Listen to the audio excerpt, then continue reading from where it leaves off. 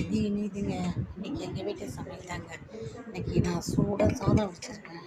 அப்புறம் எப்பயும் போல் இது தாங்க, இன்னைக்கு காடை வறுவல் பண்ணியிருக்கேங்க. தயிர் தாளித்து வச்சுருக்கேன். அப்புறம் காடை வறுவல் பண்ணியிருக்கேன். ரத்த பொரியலுங்க. இன்னைக்கு ஆட்டு ரத்தம் வாங்கிட்டு வந்தாங்க, அதை பொரியல் பண்ணியிருக்கேன். அப்புறம் காடை கிரேவி கொஞ்சம் எடுத்து வச்சுக்கிறேங்க. அந்த வறுக்கிறப்பே கிரேவியாக கொஞ்சோண்டு எடுத்து வச்சுட்டேங்க, சாதத்தில் போட்டு சாப்பிட்லான்ட்டு. ஏன்னா காடை சுக்காவாக வறுத்தா தான் எங்களுக்கு பிடிக்குமா, அதனால் கிரேவி கொஞ்சம் எடுத்து வச்சுட்டு அப்படியே சுக்காவாக நல்லா காடையை வறுத்துறாங்க. எப்படி வறுத்துக்கிறேன் பாருங்க. இது அப்படியே சூப்பராக அப்படியே இருக்குங்க.